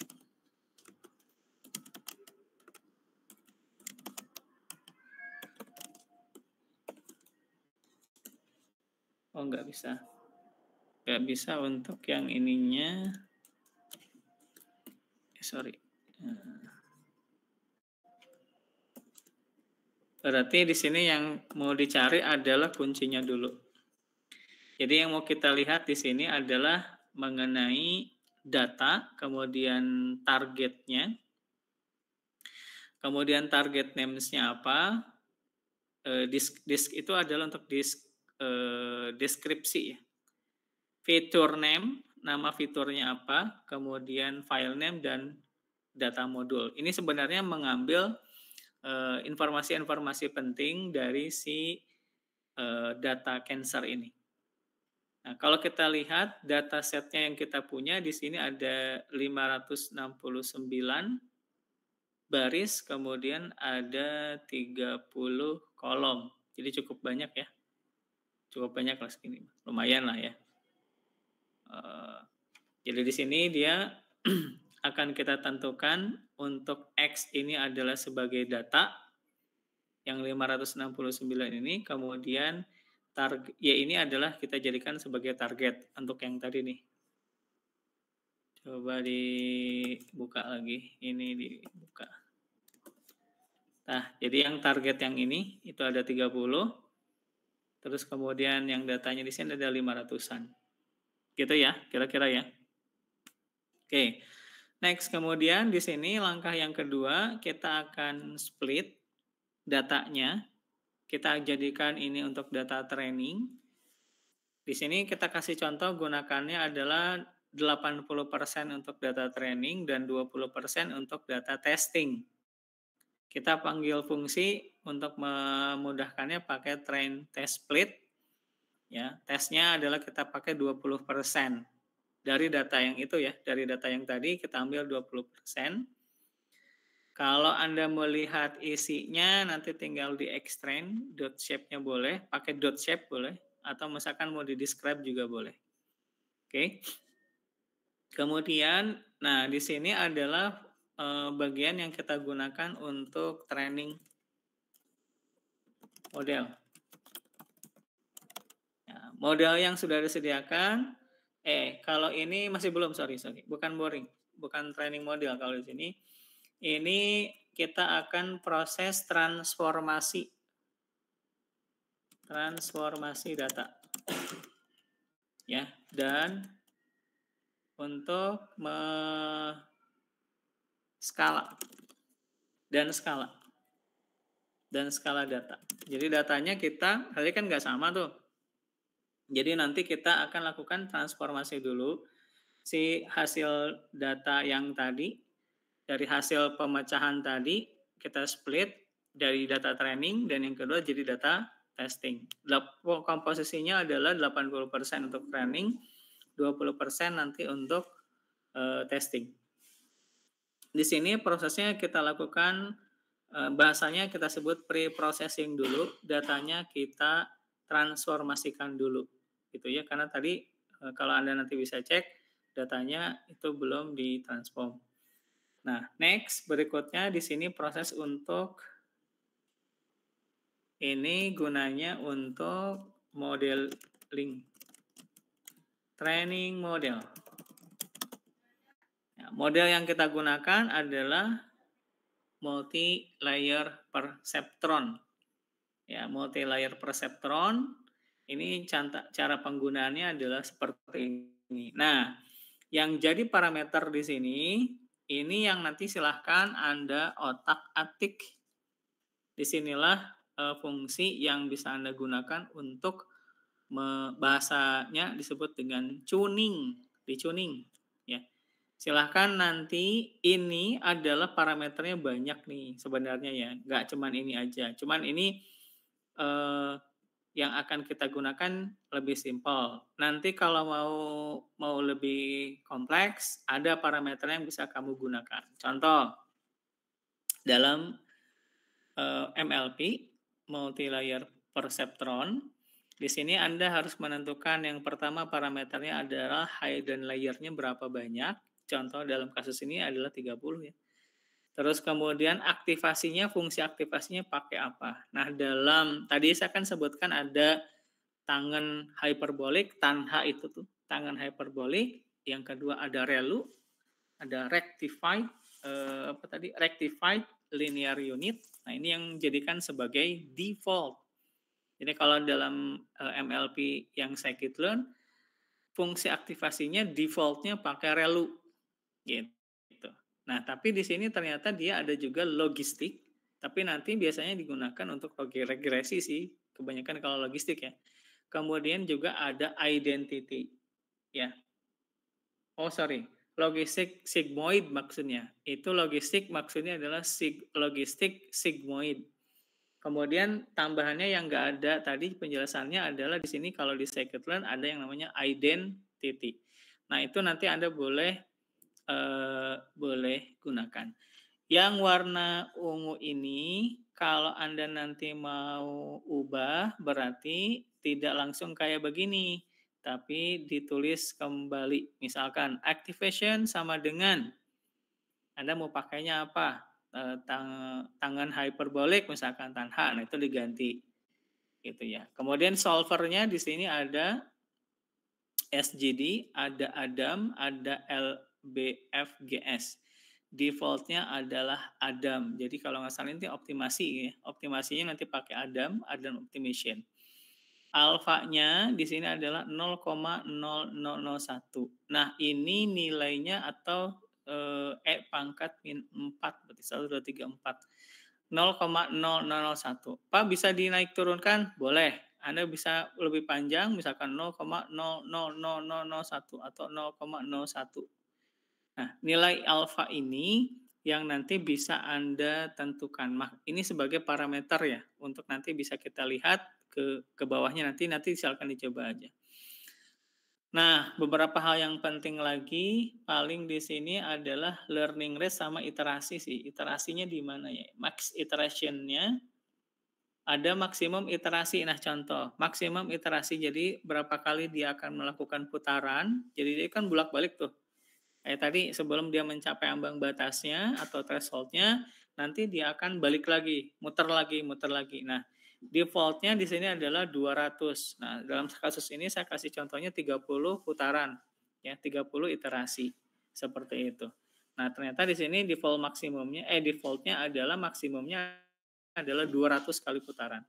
Nah, terus kemudian jadi yang penting itu hal-hal yang pentingnya ya, nanti bisa dicari nih max iterasi biasanya, kemudian aktivasi kalau size untuk hidden layer-nya, terus kemudian bagian-bagian ini, nah alfanya boleh kamu setting juga, sama learning rate-nya. Nah, itu boleh kamu jadikan istilahnya untuk mau di up atau di down, mau dinaikkan atau mau diturunkan. Sisanya mau dibiarkan juga boleh, dijadikan default gitu ya, boleh. Jadiin default aja. Oke, paham sampai sini? Ini kalau nanti Anda menggunakan pakai multi-layer perceptron. Belum kalau tadi kan ada beberapa ya yang ada di scikit-learn. Misalkan pakai Bernoulli, nah itu Bernoulli lain lagi parameternya. Untuk MLP regresi, parameternya lain lagi. Jadi Anda silakan nanti sesuaikan. Ini yang saya kasih contoh yang simple. Nanti ini sama yang contoh yang satu lagi, ini beda cara menggunakan MLP-nya. Oke. Nah, kalau sudah kita lakukan proses training dengan cara pakai fungsi fit dari data yang kita training itu tadi dari X dan Y trainingnya. Y training berarti untuk yang targetnya ya. Oke, kalau sudah, maka kalau berhasil, maka dia akan jadi satu objek, namanya MLP classifier. Ini sebagai satu objek ya. Dia sudah jadi satu objek. Kemudian kita akan coba prediksi. Ya, kita prediksi dalam arti kita akan uji atau kita tes. Tesnya pakai data yang mana? Pakai data yang 20% tadi. Ini kan tadi kita bagi ya. Di sini kan kita split 20% untuk data testing, 80% untuk data training. Nah, dari hasilnya kita gunakan prediknya adalah untuk data tes. Ini testingnya kita panggil. Nah, kalau berhasil, ya maka nanti tidak akan ada ini, errornya nggak ada, ya. Terus kemudian nanti kita bisa ukur, ya polanya nih. Jadi Anda perhatikan polanya. Pola ukurnya nanti ini sebagai contoh ada dua. Satu menggunakan klasifikasi report berarti keseluruhan. Ada nanti akurasi, ada nanti F1 score, ada nanti presisi, ada nanti recall. Kalau Anda mau lebih sederhana, Anda bisa menggunakan akurasi skor, boleh. Ya, Pak saya hanya mau ngambil scoring akurasinya aja, boleh. Nanti kita di belakang dicontohin juga. Yang kedua, untuk pengukurannya kita pakai confusion matrix. Dulu kan pernah kita singgung ya, confusion matrix. Nah, kita pakai dulu confusion matrix. Nah, ternyata dari hasilnya Anda bisa lihat di sini. Dengan data yang sebanyak itu tadi, hasil dari testing ya, ini data hasil prediksi nih. Karena yang kita lihat adalah hasil prediksinya. Antara hasil prediksi dengan yang kita tes, berarti yang cuma 20%. Ya. Dari hasilnya ternyata kelihatan bahwa ada false-nya nih. Ya, ada yang dia tidak bisa mendeteksi dengan baik, ada false-nya sebanyak 3 nih. Ada yang false, ini false. Ini false positif ya. Nih, false positif. Jadi dia ada salah yang dia salah mengenali. Oke, sisanya. Oke. Nah, dari situ kalau kita mau lihat hasil report akhirnya, nih cara bacanya dia akurasinya adalah 97%. Jadi dia punya hasil akurasinya adalah 97%. Terus untuk yang F1 score-nya ini kan ada 2 nilai ya. 0 itu untuk kelasnya yang bukan cancer, 1 itu yang kena cancer. Nah, jadi hasilnya di sini dia bisa hanya 0,98 untuk F1 score-nya ya. Kalau yang tidak cancer-nya adalah 0,96. Jadi klasifikasinya cuma 2 ya. Dia kena cancer atau tidak kena cancer. Kena cancer payudara atau tidak kena cancer payudara. Nah, di sini akurasinya dia untuk metode MLP ternyata cukup bagus, bisa dapat sekitar 97%. Nanti Anda bisa modif lagi, misalkan Pak saya mau di split, misalkan saya mau kasih di sini 0,1, saya mau kasih di sini 0,3, boleh. Jadi nanti di split misalkan data trainingnya dinaikin, misalkan jadi 0,1 gitu ya. Jadi testingnya kamu cuma ambil 10%. Nanti coba kamu eksekusi, nih eksekusi lagi. Oke, nanti di sini eksekusi lagi. Jadi kita prediksi hasil confusion matriksnya tuh hasilnya coba reportnya berapa persen? Tapi akurasinya jadi turun, ya. Makanya nanti mencari nilai yang terbaiknya itu akan dapat di berapa. Ya, jadi nanti Anda coba lagi. Ini kan tadi 10% untuk testing, ternyata hasil akurasinya malah jadi turun. Gitu. Nanti coba dinaikin lagi testingnya. Misalkan 30% untuk ini, kira-kira berapa? Atau nanti Anda mau pakai data baru juga boleh. Bikin data baru, bikin satu data baru diuji. Gitu. Sampai sini, ada yang mau ditanyakan?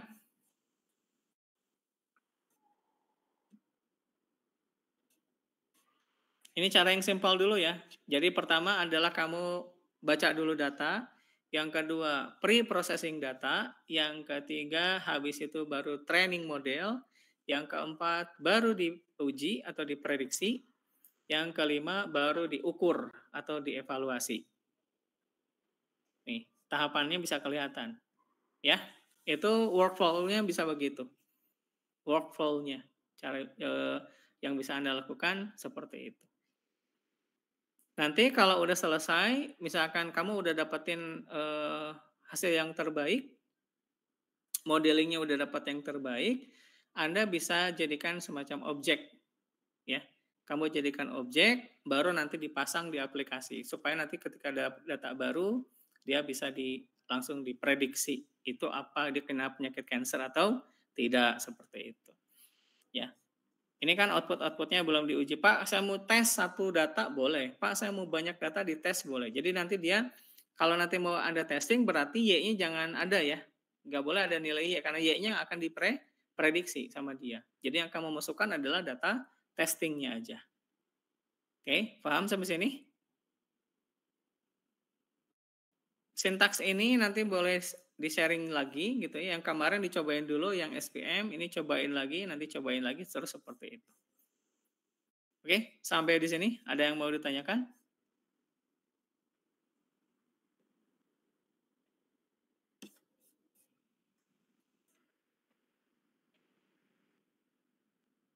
Halo? Apakah sudah cukup jelas belum? Sudah cukup jelas, Pak. Nanti kamu cobain dulu ya. Nanti ini kan datanya masih data sampling yang umum. Anda boleh menggunakan data Anda sebagai contoh kasusnya. Misalkan mau diganti Pak, saya mau pakai MLP tapi kasus yang punya saya, boleh gitu ya. Dari sekarang tolong mulai dipersiapkan karena kita akan jadikan ini sebagai proyek akhir seperti itu. Jadi Anda nanti harus menyiapkan dulu datasetnya Anda apa yang akan diselesaikan kasusnya, metodenya mau pakai apa, dan nanti harus ada pengukurannya kayak tadi. Mau pakai ukurannya, mau pakai gini boleh, nanti mau analisanya. Yang kedua nanti saya tunjukin, pakai gambar ya, pakai outputnya nanti bisa dilihatin. Yang kedua saya tunjukin dulu. Yang ini dulu nih, ada yang mau tanyakan nggak? Ini beberapa cara hal yang simpel ya. Komputasinya mungkin ini sebentar. Kenapa? Datanya juga sedikit, cuma 500-an. Kalau nanti Anda punya data misalkan sampai ribuan baru kerasa mungkin. Tapi MLP adalah contoh salah satu metode atau algoritma yang sebenarnya cukup sederhana gitu ya. Dia hanya ini kan tadi dikasih hidden layer cuma 30. Nah, padahal nanti sebenarnya hidden layer-nya itu bisa nyampe ribuan. Anda bisa terutama dalam contoh konsep deep learning ya. Kalau dalam deep learning itu hidden layer-nya bisa sampai ribuan. Ini kan tadi fiturnya cuman hanya beberapa saja, ada hanya beberapa fitur. Nanti mungkin Anda bisa punya ribuan fitur seperti itu atau ratusan fitur. Nah, ini maka processing-nya mungkin akan jauh lebih lama. Ini kan cuma sebentar tadi ya prosesnya. Oke. Sampai sini ada yang mau tanyakan? Jadi untuk sampling contohnya saya gunakan dari datasetnya sklearn aja. Nah, di sana ada apa lagi nanti bisa dicek aja. Ini contoh ya. Load. Tuh. Datanya nanti ada diabetes, ada digits, ada file, ada iris, ada linrad. Ini contoh data set yang ada di scikit-learn. Berarti kalau yang tidak ada silahkan Anda cari. Ya. Kayak kemarin saya kasih contoh kan kemarin Vega dataset. Vega dataset juga ada gitu ya. Cukup banyak juga tuh contoh dataset yang sudah disediakan. Kalau masih nggak ada di situ, ya Anda cari lagi gitu. Paham ya? Jadi ini kita menggunakan dataset yang sudah disediakan oleh scikit-learn-nya. Ada pertanyaan?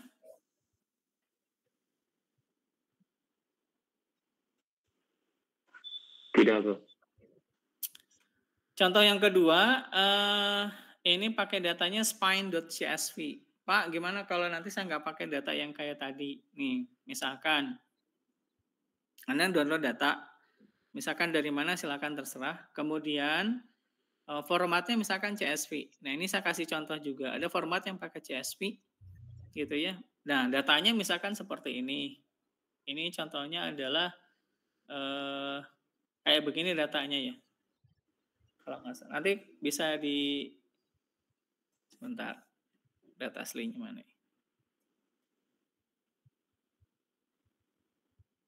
Open with Excel aja.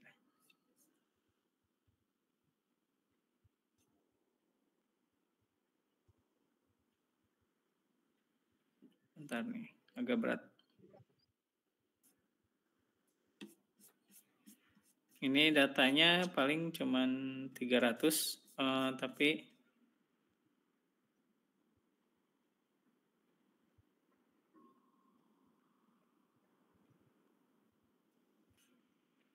kalau baca CSV mah jadi liarnya. Nah, kalau kamu baca gini mah kan pusing ya. Jadi ini atribut kelasnya ada abnormal sama normal, cuman 2 ya. Oke, kira-kira begitu. Nanti bisa dicek aja, cari spine.csv lah ya. Oke.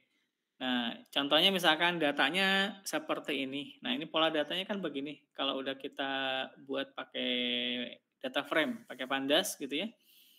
Nah, jadi bagian-bagian ini kolomnya ini kan sebagai headernya ya. Ada kolom 1, kalau nggak salah ada 12 kolom. Ada 12 kolom yang ada, Tapi kita misalkan mau pakai cuma 6 kolom aja. Nah, ini kenapa di sini ada drop gitu ya. Kita buang yang nggak perlu ya.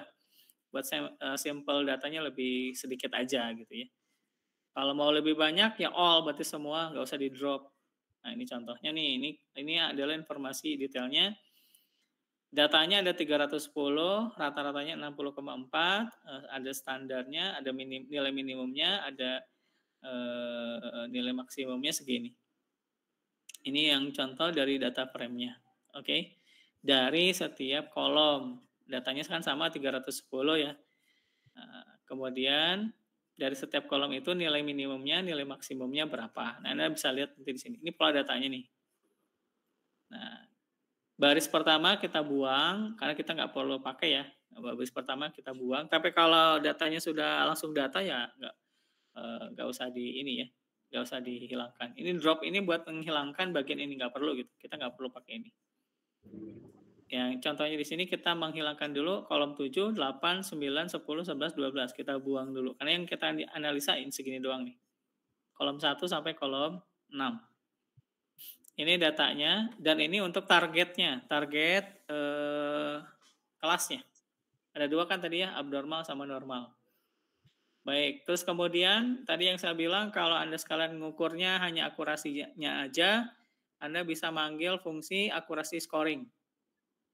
Oke, ini contohnya. Kemudian kita training split, data tesnya kita split 25% untuk testing.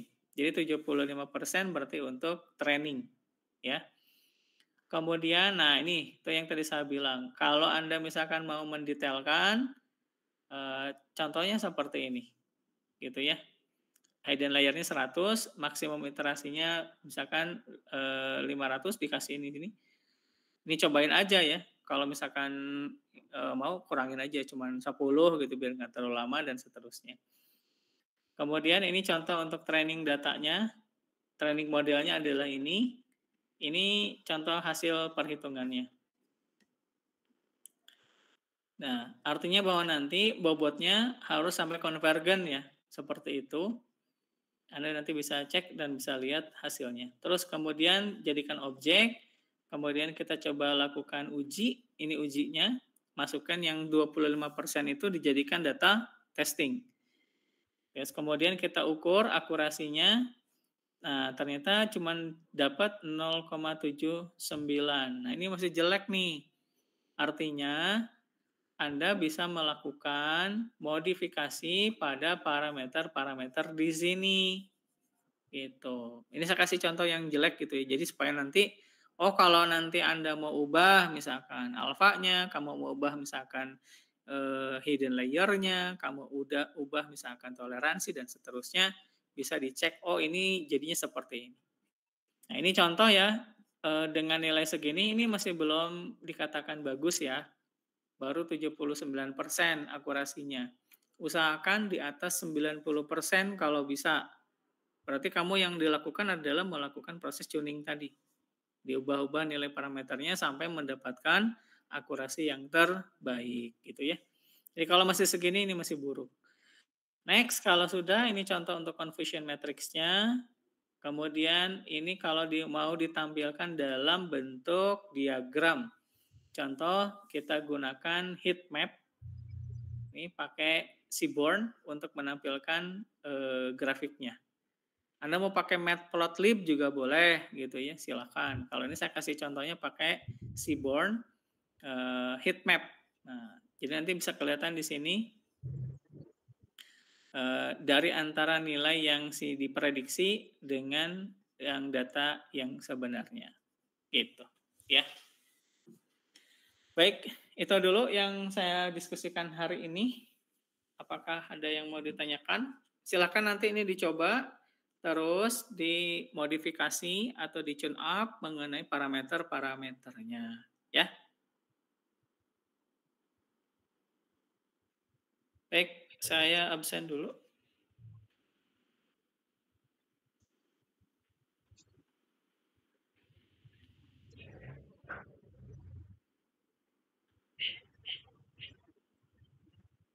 Ini hanya IF 8 aja. Ada selain IF8 nggak?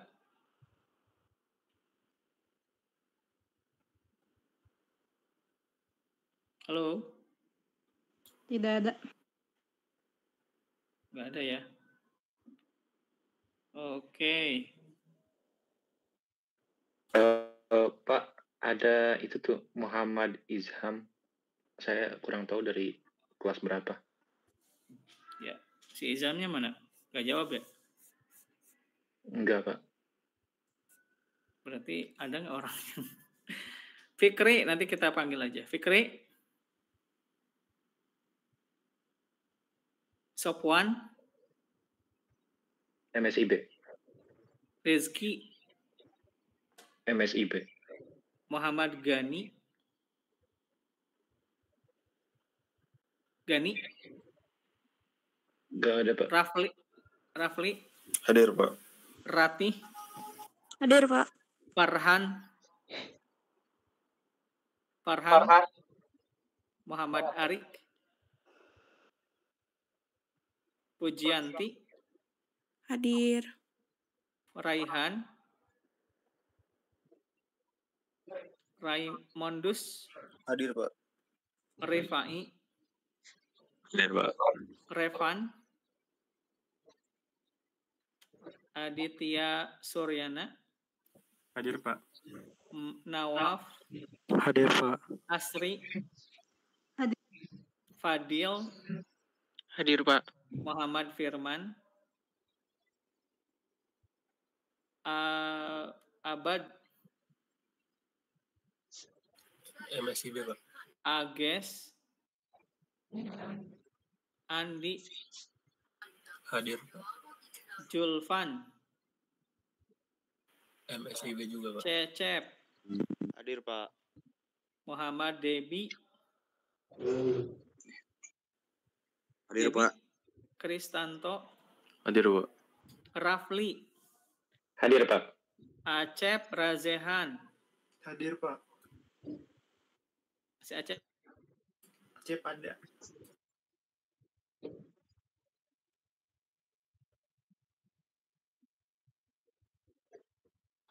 Bagus? Jacqueline? Vito? Bagus Aymar tadi sakit, Pak. Jacqueline? Vito? Muharram? Hadir, Pak. Rizky? Ananda? Hadir, Pak. Siapa yang belum? IF8 dulu. Sudah Pak semua Acep ya? udah, Pak. Udah. Tadi tiba-tiba mati. Oke, makasih, Pak. Satu lagi ada yang belum dari dari ruangan ini? Ada yang belum saya panggil? Sudah. Sudah semua. Ada yang Fahriansyah katanya, Pak. siapa? Revan Fahriansyah. Revan, IF berapa? IF8. Timnya sabar Revan. Ini dia. Udah, selain Revan ada lagi nggak? Oke, ada lagi yang selain IF8? Sudah ya? Oke, kalau sudah berarti selamat mencoba. Silakan dulu dicoba codingnya dan dimodifikasi. Tadi saya kasih memang yang segini. Anda modifikasi, tadi sudah kasih arahannya ya. Dicuning, diperbaiki, diupdate, sampai menemukan akurasinya di atas 90%. Oke, bisa dipahami? Siapa? Ya. Demikian diskusi kita pagi ini. Terima kasih. Assalamualaikum. Baik.